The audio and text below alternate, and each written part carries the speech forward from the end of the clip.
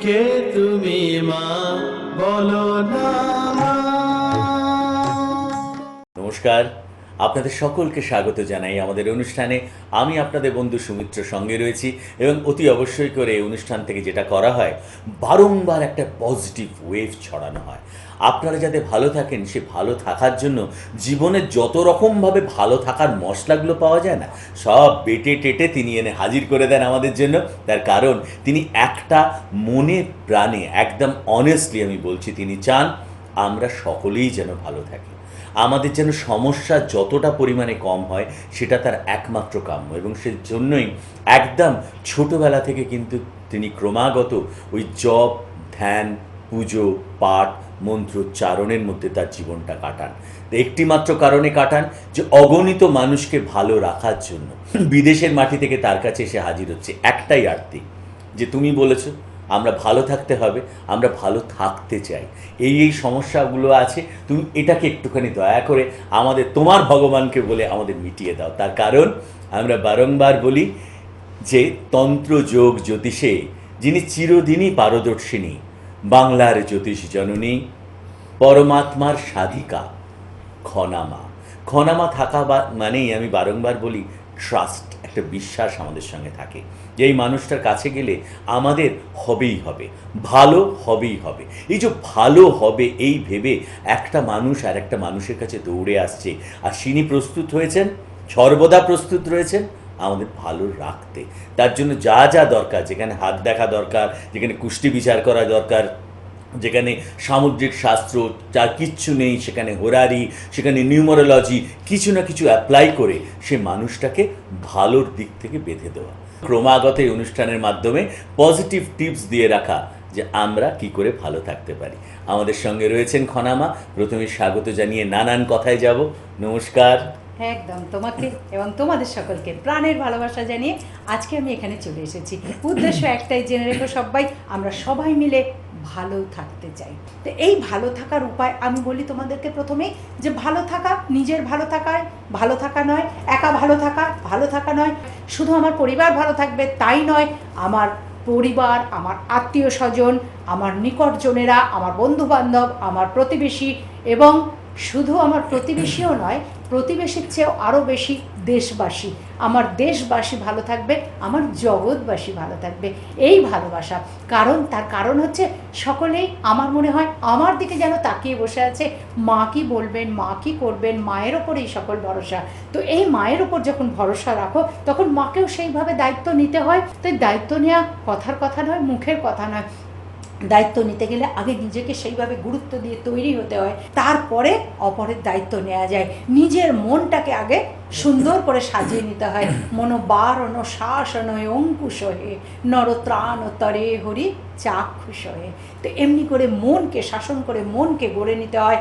মনকে গড়ার পর জপ, তপ, তপস্যা এগুলো করে নিজেকে সংশোধন করে তৈরি করে তবে অপরের মঙ্গলার্থে নিজেকে কাজে লাগানো হয়। আর সেইভাবে আমি কাজে লাগাই বলে সেই মনের জোর নিয়ে তোমাদেরকে বলো না কাতর স্বরে বৃথা জন্ম এই সংসারে। জীবনে সমস্যা হতেই পারে, ভয় কি, আমি তো আছি তোমাদের সকলের তরে, আমি আছি তোমাদের সকলের তরে। ঠিক এই মুহূর্তে আমি এসে গেছি তোমাদের সকলের ঘরে। একটা জিনিস বলি মা, আমরা তোমাকে দেখি যে বিভিন্ন অনুষ্ঠানে যেখানেই একটু ধর্মীয়, আধ্যাত্মিক, পরমাত্মার কথা হয়, সেখানে গিয়ে তুমি প্রবচন দাও, যে সমস্ত মানুষটা চায় যে কথা শুনতে, ঈশ্বরীয় কথা শুনতে, ভালো থাকার কথা শুনতে, সেখানে যাও। এবং বিভিন্ন অনুষ্ঠানে আমরা কখনো দেখি তোমার শিবরাত্রিতে, কখনো দেখি জগন্নাথ দেবের সঙ্গে তোমাকে দেখি, যে এইগুলোর মধ্যে দিয়ে মানুষের কি ভালো হয়। মানুষের একটা কিরকম ভরসা আছে আমার উপর, ওখানে আমাকে দর্শন করলে দিন ভালো যাবে, জীবন ভালো যাবে, বছর ভালো যাবে, জীবন ভালো যাবে, একটা ভীষণ মানুষের ভরসা। আর সেই ভরসা, সেই ভালোবাসাতে যে কোনো অনুষ্ঠানে মানুষ আমাকে চায়। মন্দিরের পুজো হলে সেই মন্দিরের বিষয়ে কিছু কথা বলা এবং সেখানে গিয়ে পুজোটি উদ্বোধন করা, এটি আমার পরম সৌভাগ্য, পরম পাওনা। আমি এই সৌভাগ্য ছেড়ে যেতে চাই না, অর্থাৎ সকলেই চায় সৌভাগ্য যেন বজায় থাকে। ঠিক সেরকমই এই সৌভাগ্য ঈশ্বরের কৃপা, মা দুর্গার কৃপা, তাই সেখানে আমার ডাক পড়ে। যেখানে কালী পুজো সেখানেও আমার ডাক পড়ে, এবং বিভিন্ন অনুষ্ঠানে, বিভিন্ন রকমের অনুষ্ঠান, যেখানে ধর্মীয় অনুষ্ঠান সেখানে ধর্মের বিষয়ে কথা বলা, এবং যেখানে কোনো স্মৃতিরক্ষার অনুষ্ঠান সেখানে সেই বিষয়, সেই প্রসঙ্গে কিছু কথা বলা, এবং প্রবচন, মানুষ শুনতে চায় আমার মুখ থেকে কিছু কথা আমি কোথার থেকে বলবো, সেই কথামৃতের কথাই মুখ থেকে বার করার চেষ্টা করা, অর্থাৎ ঠাকুর রামকৃষ্ণের বিষয়ে কথা বলা, স্বামীজির বিষয়ে কথা বলা, সারদা মায়ের বিষয়ে কথা বলা, বিভিন্ন মহাপুরুষদের বিষয় নিয়ে কথা বলা, যে সমস্ত মহাপুরুষরা আমাদের ধরাধামে ধরা দিয়েছেন আমাদের মঙ্গলার্থে, সকল মানুষের মঙ্গল করার জন্য তারা অনেক কষ্ট সহ্য করে, অনেক ঘাত প্রতিঘাত, অনেক কিছু সহ্য করে এই ধরাধামে তারা এসেছেন, এবং তাদের কিছু বাণী, তাদের কিছু কথা যেগুলো আমরা ভারতের সাধক সাধিকা পড়লে জানতে পারি, সেই থেকেই কিছু কথা বলা।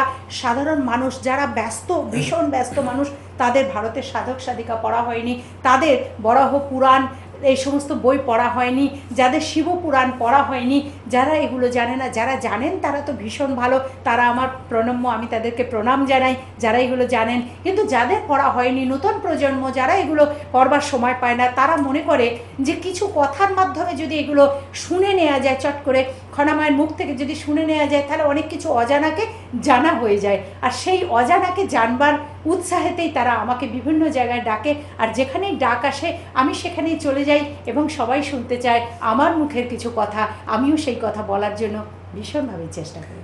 একদম তাই, মাকে সব জায়গা থেকে ডাক, তুমি এসো আমাদের কাছে, তুমি এসো আমাদের কাছে।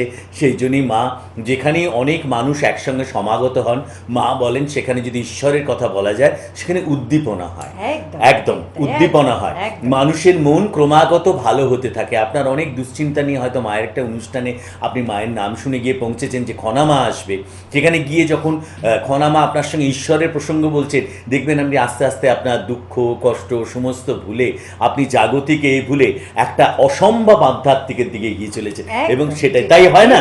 বলো। ঠিক তাই, একদম সুন্দর কথা, মনের কথা বললে, যে মানুষ তৎক্ষণাৎ কিছুক্ষণের জন্য সমস্ত কিছু দুঃখ কষ্ট জ্বালা যন্ত্রণা ভুলে সেই কথার প্রতি মন দেয়। এটাই তো প্রবচন। মহাপুরুষদের বাণী শুনলেও তো আমাদের ঠিক এরকমই মনে হয়। আমিও সেরকম কথা কিছু বলবার চেষ্টা করি। যেখানে রক্তদান শিবির, সেখানে আমার ডাকা হয় যে খনামা তুমি এসো, আমি সেখানে গিয়ে এমন কথা ভগবান আমার মুখ দিয়ে বলান যে যারা রক্তদান করছে তারাও একটা শক্তি পান, তাদের তো শক্তির দরকার, এবং যারা এই সমস্ত সমাজ সেবামূলক কাজ করছে তারাও খুব প্রেরণা পেয়ে যায়। তো এই মানুষকে এনার্জি টনিক দেওয়া, কথার মাধ্যম দিয়ে মানুষের মনের ব্যথা সারিয়ে দেওয়া, এবং যথাযথিক যে যা কাজগুলো করছে সেই কাজে উৎসাহ দেয়া। যেখানে চক্ষুদান শিবির হচ্ছে, যে সমস্ত আশ্রমে বড় বড় কাজ হচ্ছে, ভালো ভালো পুজো হচ্ছে, যে কোনো বাড়িতে বড় বড় পুজো, বড় বড় অনুষ্ঠান হচ্ছে, সব জায়গায় ডাক আসে ভগবানের কৃপায়, এবং আমি এত কাজের মধ্যে, এত ব্যস্ততার মধ্যেও সময় বার করে নিই এবং সেখানে পৌঁছে যাওয়ার চেষ্টা করি, এবং সেখানে পৌঁছে গিয়ে বেশ কিছুক্ষণ সেখানে থাকা, অন্য কেউ প্রবচন দিচ্ছেন, ধ্যান দিয়ে সেটিকে শোনা, মন প্রাণ দিয়ে শোনা। শুধু নিজে বলি এটা কথা না, আমি আর কতটুকু জানি, কিন্তু যারা আমার চেয়ে অনেক বেশি জ্ঞানী, অনেক বেশি জানেন, তারা যখন বলেন আমি হ্যাংলার মতন তাদের কথাগুলো শুনতে থাকি। সেটা শুনে যেন মনে হয় আমি অনেক শিক্ষা পেলাম। আমার এই যে তুমি বললে যে মনটাকে অন্য জায়গায় পৌঁছে দেয়, আমারও মনটা তখন অন্য জায়গায় পৌঁছে যায়, একটা ভাব আবেগ আবেশে ভাসতে থাকি। তারপর যখন আমাকে বলবার দায়িত্ব দেওয়া হয়, আমার হাতে যখন মাইক আসে, আমার মাইক্রোফোন আসে, যখন আমার কাছে বলবার সুযোগ দেওয়া হয়, তখন আমি একটা কোন শক্তি দিয়ে বলি আমি জানি না, কোন প্রভাবে আমাকে দিয়ে তিনি বলান আমি জানি না, আমি যা বলি যা পারি তো বলে যাই, তারপরে মানুষ হাততালির ইশারায় বুঝিয়ে দেয় যে তোমার কথায় আমরা খুব প্রীত হয়েছি। এখানে একটা বলি, শুধু যে সাধারণ মানুষ হয় তা নয়, আমি কিন্তু দেখেছি যে সেলিব্রিটিদের জগৎ যে কোনো অংশে, যারা ফিল্মের সেলিব্রিটি, খেলোয়াড়রা, যারা অন্যান্য জগতে ডাক্তার ইঞ্জিনিয়ার, তাদের জগতেও কিন্তু খনামা ভীষণ জনপ্রিয়। তারা সব সময় খনামার সঙ্গ পেতে চায়, যে যেখানে, হ্যাঁ একদম ফোন করে যে তুমি চলে এসো, আমাদের আজকে অনুষ্ঠান আছে, তোমাকে আসতেই হবে।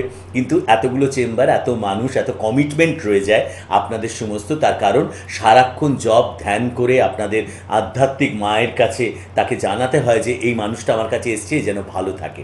এইখানে দাঁড়িয়ে একটা কথা আপনাদের বলবো, যারা সরাসরি যে কোনো রকম সমস্যায় মায়ের সঙ্গে কথা বলতে চাইছেন, দেখুন আমাদের স্টলে নাম্বারগুলো যাচ্ছে, 9831070429, 9831058429, যে কোনো একটা নাম্বারে ফোন করে একটু আগে বুকিং করে নেবেন। এবং আমরা পাই বারাসাত, ঠাকুরিয়া, বিটি রোড। যেখানেই আসতে চান, কবে কোথায় পাওয়া যাবে একটু ফোন করে জেনে নেবেন। সকালবেলা 10টা থেকে 8টা আমাদের ব্যাক অফিস খোলা থাকে, অফিসের বন্ধুরা আপনাকে গাইড করে দেবে। এমনকি 9831058429 এই নাম্বারটাতে হোয়াটসঅ্যাপও আছে, আপনারা হোয়াটসঅ্যাপ করেও জানাতে পারেন আপনাদের সমস্যার কথা। যদি তীব্র হয় আমরা আপনার সঙ্গে যোগাযোগ করব। আর একটা জিনিস আপনাদেরকে বলি যে আপনারা জানেন যে মা বিভিন্ন, এই যতক্ষণ কথা হচ্ছে, সামাজিক কাজকর্মের সঙ্গে জড়িয়ে থাকেন। তার নিজের একটি আশ্রম রয়েছে, দিক দর্শন আশ্রম। এই আশ্রম সর্বধর্মে মানুষের জন্য, যে কোনো মানুষ আর্ত পীড়িত, তাদের যদি সেবা বা কোনো রকম অসুখ করেছে, তাদের যদি কোনো সাহায্য করতে পারে, এই আশ্রম এগিয়ে আসে।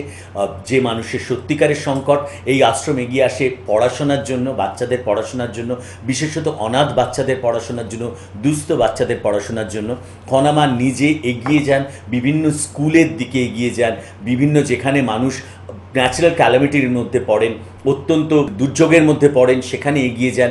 অর্থাৎ সামাজিক কাজকর্ম এবং থ্যালাসেমিয়া এবং HIV এইডসের ওপর প্রচুর পরিমাণ সচেতনামূলক প্রোগ্রামের সঙ্গে যুক্ত থাকেন। এবং আমরা যাতে ভালো থাকি, ঠিক তার জন্য মার একটা বই রয়েছে, জীবনচক্রে জ্যোতিষ, প্রভাব এবং তার প্রতিকার আমাদের জীবনে, বাংলা জ্যোতিষ জননীর লেখা। আপনাদের প্রত্যেক দিনের ভালো থাকার টিপসগুলো এই বইটার মধ্যে রয়েছে। আমাদের প্রত্যেকটা চেম্বারে বইগুলো অ্যাভেলেবেল, আমাদের ব্যাক অফিসের বন্ধুদের বললেই তারা কিন্তু দিয়ে দেবে। এইখানে তোমার সঙ্গে একটা কথায় আসবো। একটা খুব বড় জিনিস আমাদের মানুষের যেন, সেটা হচ্ছে গুপ্ত শত্রুতা।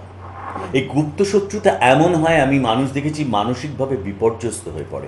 সে বুঝতে পারছে আমার সঙ্গে শত্রুতা করা হচ্ছে, আমার কর্মক্ষেত্রে আমার নাম যশ হানি করা হচ্ছে, আমার ব্যবসার ক্ষেত্রে হচ্ছে, আমার পরিবারে গুপ্ত শত্রুতা হচ্ছে, শরিকি ঝামেলা। এই গুপ্ত শত্রুতা কি করে হয় এবং তুমি তাকে কি করে ডিল করো?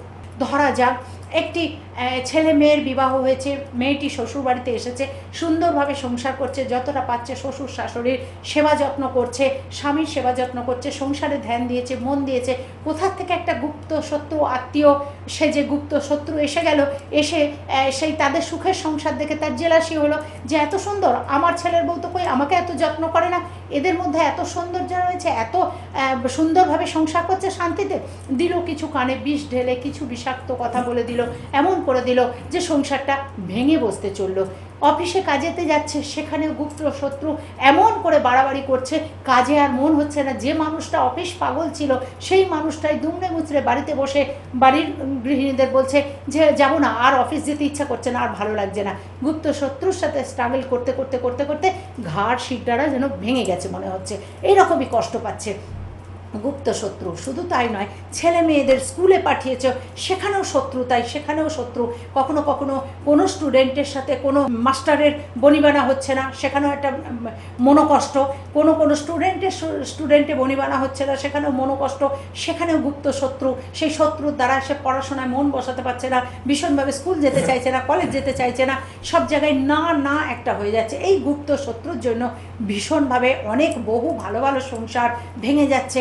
একান্নবর্তী পরিবার ছিল, গুপ্ত শত্রু হয়ে গেল। বাড়িতে কোনো বউ আসলো বা কোনো ভাইয়ের বিবাহ হলো, এমনই গুপ্ত শত্রু জোগাড় হয়ে গেল যে সেই একান্নবর্তী সংসারটাকে ভেঙে গেল, তছনছ হয়ে গেল। একসাথে সবাই মিলে রান্না খাওয়া বসবাস আনন্দ করছিল, সেই জায়গা থেকে একেবারে সমস্ত আলাদা আলাদা হয়ে গেল। শুধু তাই নয়, বিষয় সম্পত্তি ভাগাভাগি হয়ে গেল। শুধু তাই নয়, এখানেও শেষ নয়, তারপরেও পিতামাতাটাই ভাগাভাগি হয়ে গেল। তুমি নেবে বাবাকে 2 মাস, আমি নেব 2 মাস, ও নেবে 2 মাস, এমনি করে ভাগাভাগি হয়ে গেল। মাকে তুমি নেবে, বাবাকে আমি নেব, এমনি করে ভাগাভাগি হয়ে গেল। মানে সংসারটা শেষ হয়ে গেল। বড় বেদনাজনক কষ্ট। অর্থাৎ সেটি হচ্ছে কি, যে বাবা মা পর্যন্ত ভাগ হয়ে গেল, তাদের আর নিজেদের সংসার রইল না। তারা যে সংসার গড়েছিলেন, তারা সংসার গড়ে ছেলেদের বড় করেছেন, মেয়েদের বড় করেছেন, মেয়েদের বিবাহ দিয়েছেন, ছেলেদের বিবাহ দিয়েছেন। সেই গুপ্ত শত্রুর জ্বালায় কি হয়ে গেল, সেই সংসারটা চির খেয়ে গেল। এখন বাবা এক ভাগে পড়েছে, মা আর এক ভাগে পড়েছে। এই যে যন্ত্রণা, এই যে কষ্টগুলো, এই কষ্টগুলো গুপ্ত শত্রুর দ্বারা ভীষণভাবে কষ্ট হয়। গুপ্ত শত্রু শরীরকে কষ্ট, একটা গাছ বসাবে তো সে গাছটিকে বাঁচতে দেবে না, এখান থেকে পাঁচিল তুলছে, ওর জানলাটাকেও ব্লক করে দিচ্ছে, ওর দরজাটাকেও ব্লক করে দিচ্ছে। এই যে নিত্য যাতনা, একে বলা হয় নিত্য যাতনা। প্রতিদিন যাতনা।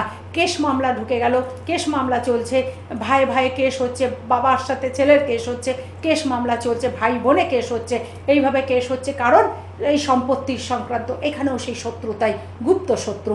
যাদের ছকে এই গুপ্ত শত্রুতার যোগ থাকে, ছক দেখলে বোঝা যায় তোমার গুপ্ত শত্রু আছে, তোমার ছকে এই জায়গা থেকে এই জায়গায় আছে, ছকের এই গ্রহ তোমার এই বলছে, অর্থাৎ ছকের 12টি ঘরের মধ্যে তোমার এই ঘরে এটি আছে, এইগুলো বলাটা মানে তোমাকে শুধু জানিয়ে দেওয়া হলো, তার প্রতিবিধান কিছু করা হলো না। আমি তো মা, আমি তো আর কেউ না। আমি চাই যে ছকের মতন আছে আমার কাছে যখন আসো তোমরা, আমি ছক বিচার করি, বিবেচনা করি, গণনা করি, জন্মসাল সময় ধরে গণনা করি, ছক কোষ্ঠী করতে দিলে সেটি করে দিই, সেইভাবে বিচার করি, হাত দেখে সুন্দরভাবে হস্তরেখা বিচার করি, করে তোমাদের সমস্যার সমাধান করে দিই। কিন্তু এখানে বসে ছকের হিসাব কষে, ছকের অঙ্ক কষে বলে দিয়ে তোমাদের সমস্যার সমাধান করতে পারবো না। তোমাদের শুধু জ্ঞাত করতে পারবো যে এই গ্রহ তোমাদের বিরূপ আছে, তাতে কিন্তু সমস্যার সমাধান হবে না। গ্রহ বিরূপ আছে, সেই গ্রহকে স্বরূপ করার জন্য প্রতিবিধান আছে, সেই প্রতিবিধানের জন্য তোমাদের দৌড়ে আসতে হবে কারোর না কারোর কাছে, তবে প্রতিবিধান হবে। আর আমি কি করেছি, দৌড়ে তোমাদের কাছে চলে এসেছি। তো আমি এসে গেছি তোমাদের ঘরে, আমি এসে প্রতিবিধান বলে দেবো তোমাদেরকে ভালোবেসে। সেই প্রতিবিধান অনুযায়ী তোমরা যদি ঠিক মতন কাজ করো, আমার বিশ্বাস হয়তো বা তোমাদের এতেই ভালো হয়ে যেতে পারে। তো সেই জায়গাটা করতে গেলে কি করতে হবে, অনুষ্ঠানগুলো সুন্দরভাবে শুনতে হবে। প্রত্যেক দিনের অনুষ্ঠানে দেখবে কিছু না কিছু সমস্যা বলছি, আর সেই সমস্যার সমাধান বলে দিচ্ছি। ঘরে বসে কিভাবে তোমরা প্রতিবিধান করতে পারবে সেটি বলে দিচ্ছি। সেটার দ্বারাই যদি তোমাদের একাগ্রতা ঠিক থাকে, যদি ঈশ্বরকে তোমরা ঠিক ডাকতে পারো, মন্ত্র উচ্চারণ এবং ক্রিয়াগুলো যদি ঠিক মতন করতে পারো, হয়তো বা ভালো হতেও পারে তোমাদের। সেই ভালো হওয়ার জায়গাটা, পথটা আমি দেখিয়ে দিচ্ছি, আমি বলে দিচ্ছি। পথটা চলতে হবে তোমাদের এগিয়ে চলতে হবে। জীবনের প্রতিটি বিষয় একটা গাইড দরকার হয়, একটা গার্ড দরকার হয়। সেই গার্ড আমি না হয় তোমাদের জন্য হলাম। তো সেইভাবে তোমাদের জীবনটার যদি গাইড দিয়ে দিতে পারি, সুন্দরভাবে যদি পথ দেখিয়ে দিতে পারি, সেই দেখিয়ে দেওয়া পথে তোমরা যদি হাঁটতে পারো, তাহলে তোমাদের ভালো নিশ্চয়ই হতে পারে। তোমরা যদি ঠিক মতন করতে পারো, সেই পথগুলো আমার দেখিয়ে দেয়। কি উপায় অবলম্বন করলে মানুষের সমস্যার সমাধান করা যাবে। শুধু সমস্যা বলে তৃপ্তি হয় না, সমাধান বলতে হয়। সেই সমাধান আমি যখন তোমাদের এতক্ষণ ধরে বললাম, গুপ্ত শত্রুর দ্বারা কত রকমের যন্ত্রণা হতে পারে, সেই যন্ত্রণার নিবারণের কিছুটা তো প্রলেপ দেখিয়ে দিতে পারবো। যদি আমার বলে দেয়া এই নিয়মটি তোমরা পালন করো, তাহলে আমার বিশ্বাস যে তোমরা হয়তো বা একটি ভালো জায়গায় পৌঁছাতে পারবে, গুপ্ত শত্রুর থেকে রক্ষা পাবে। এই গুপ্ত শত্রুর থেকে রক্ষা পাওয়ার জন্য তোমাদের কি করতে হবে, একটি নারকেল নিতে হবে। একটি নারকেলকে সমান ভাগে ভাগ করে ফাটাতে হবে। ফাটিয়ে নিয়ে দুটি নারকেল হয়ে গেল। এই দুটি নারকেল মালার মধ্যে, একটি নারকেল মালার মধ্যে তোমরা সাদা তিল আর কালো সরিষা একটির মধ্যে রাখলে, আর একটি নারকেল মালা নিয়ে তার মধ্যে রাখলে সাদা সরিষা এবং কালো তিল, দুটো উল্টো হয়ে গেল একদম। এইভাবে রাখলে, রাখার পর তোমরা কি করবে, আপাং গাছের মূল একটির মধ্যে রাখলে, আরেকটির মধ্যে রাখবে শ্বেত লজ্জাবতীর মূল একটির মধ্যে রাখলে। এই দুটি তোমাদের মালা হলো, একটি নারকেলকে কেটে দুটি টুকরো হলো, সেই দুটি টুকরোর মধ্যে এইগুলিকে রাখলে। এইগুলিকে রেখে 3টি করে বিল্লপত্র একটির মধ্যে রাখলে। এই 3টি করে যখন বিল্লপত্র রাখলে, সেই বিল্লপত্রতে সিঁদুরের ফোঁটা দিলে, একটিবার এই মন্ত্রটি বললে, ওম হ্রিং শ্রিং হুং ফট স্বাহা বলে একটি বিন্দুতে দিলে, আরেকটি পাতায় আরেকটি বিন্দু দিয়ে ওম হ্রিং শ্রিং হুং ফট স্বাহা, আবার একটিতে বিন্দুতে দিলে, একটি পাতায় দিলে একটি বিন্দু দিয়ে আবার বললে ওং হ্রিং হ্রিং হ্রিং হুং ফট স্বাহা। এই মন্ত্রটি বলে একটি এ পাতায় এটাই দিলে, আবার নারকেলের আরেকটি জায়গায় দিলে, নারকেলের দুটি মালাতে এইভাবে দিলে। দেওয়ার পর সেই মালাগুলিকে একত্রিত করে নিয়ে এমনি করে তোমরা মন্ত্রটি পাঠ করতে থাকলে। এই মন্ত্রটি পাঠ করবে তোমরা একটানা 21 দিন এইভাবে রেখে দিলে, পরের দিন আবার করলে। প্রতিদিন সূর্যদেব থাকতে থাকতে 21 দিন এটি করার পর দেখো, আমার বিশ্বাস হয়তো বা তোমাদের গুপ্ত শত্রু নাশ হয়ে যেতেই পারে। সুতরাং আমাদের সকলেরই গুপ্ত শত্রুতা নাশ হোক, সকলেই ভালো থাকি খনামায়ের হাত ধরে। তাহলে মনের কথা বলে যেতেই হবে এখন চলে, সময়ে কথা দিচ্ছে বলে। কিন্তু কথা দিলাম আবার আসবো চলে, ঠিক সময় হলে সকল মনের কথা উজাড় করে দেব বলে। বহু আশা নিয়ে আমি এলাম এই পৃথিবীতে, মানুষের মাঝে ভগবান আছে সেটি খুঁজে নিতে। তোমাদের সকলের চৈতন্য হোক, তোমাদের সকলের মঙ্গল হোক, মঙ্গলময় ঈশ্বর সদাই তোমাদের সঙ্গে থাকুন। তোমরা সকলে অনেক ভালো থাকো, অনেক ভালো থাকো, অনেক ভালো থাকো। কে তুমি মা, বলো না।